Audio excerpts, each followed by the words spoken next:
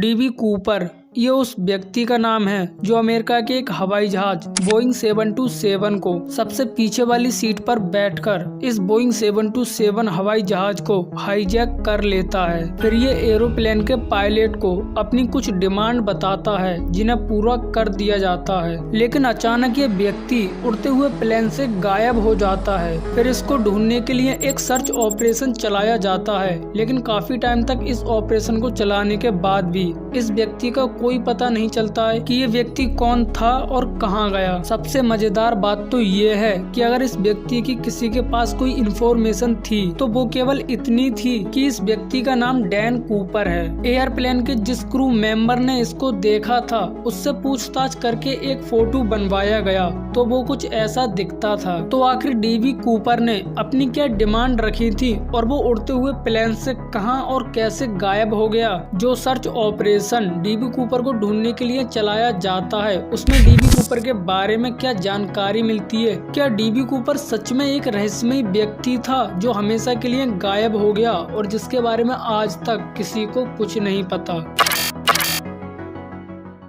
14 नवंबर 1971 north west Orient airlines का एक airplane Portland से सिएटल की ओर उड़ान भरता है। इस उड़ान में जो समय लगना था वो केवल 45 मिनट था।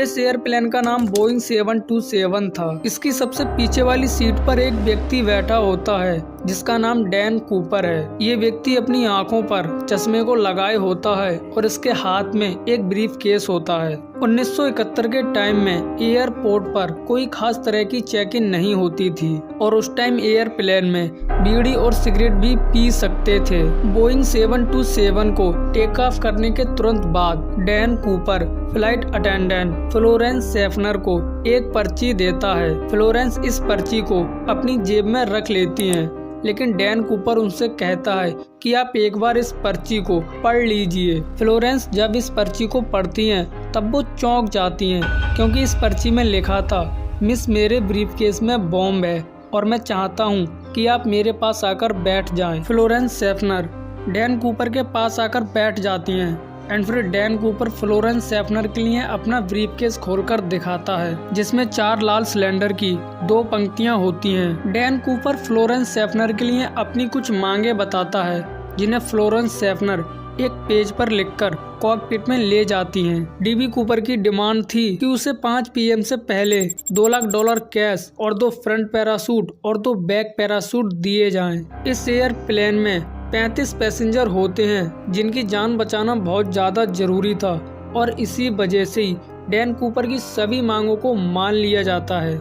अब डैन कूपर के पास आकर टीना मकलू बैठ जाती हैं जो डैन कूपर की बात को कॉकपिट में फ्लाइट क्रू मेंबर तक और फ्लाइट क्रू मेंबर की बात को डैन कूपर तक पहुंचाने का काम करती हैं। डैन कूपर एक और मांग करता है कि उसे सिएटल एयरपोर्ट पर रिफ्यूलिंग ट्रक रेडी चाहिए। अब इस पूरी घटना की जानकारी पुलिस और FBI तक पहुंचा दी जाती है। FBI $20,000 इकट्ठा करती है जिनके सीरियल नंबर लिख लिए जाते हैं ताकि डैन कूपर को बाद में पकड़ने में आसानी हो। इन नोटों के अधिकांश सीरियल नंबर L से शुरू होते थे। वादे के मुताबिक सिएटल एयरपोर्ट पर प्लेन उतरता है और डैन कूपर को $20,000 और 2 बैक पैराशूट और 2 फ्रंट पैराशूट दे दिए जाते हैं। डैन कूपर अब प्लेन में बैठे सभी पैसेंजर को अनुमति दे देता है कि वो अब प्लेन से नीचे उतर सकते हैं, लेकिन पायलट और 2 क्रू मेंबर प्लेन में ही रहेंगे। प्लेन एक बार फिर से सिएटल एयरपोर्ट से टेक ऑफ करता है। डैन कूपर ने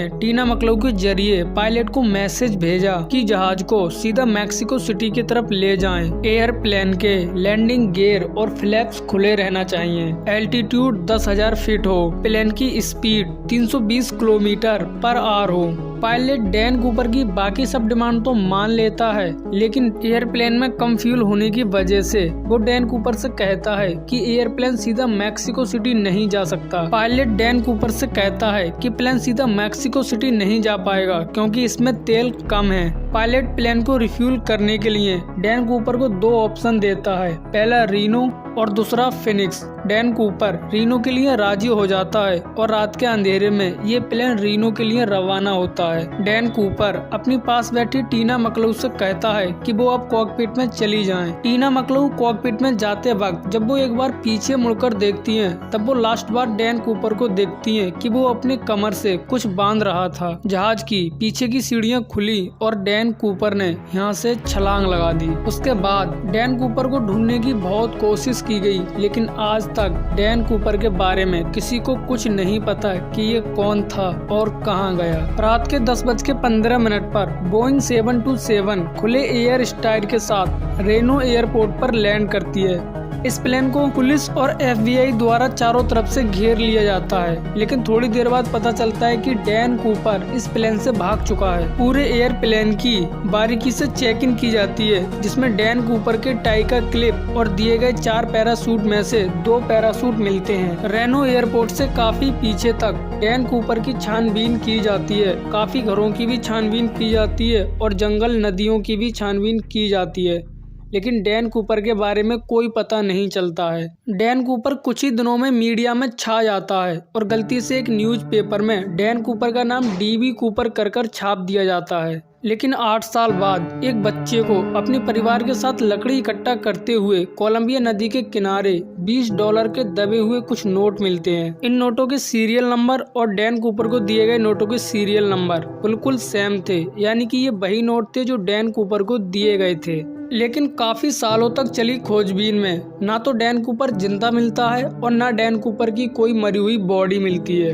डैन कूपर कौन था और कहां गया, वो आज तक जिंदा भी है या फिर मर गया, इसके बारे में आज तक किसी को कुछ नहीं पता। और आखिरकार 45 सालों बाद 2016 में FBI द्वारा इस केस को बंद कर दिया जाता है और डैन कूपर का रहस्य एक रहस्य ही रह जाता है। वीडियो अच्छी लगी हो तो वीडियो के लिए लाइक कर देना एंड चैनल को सब्सक्राइब कर लेना।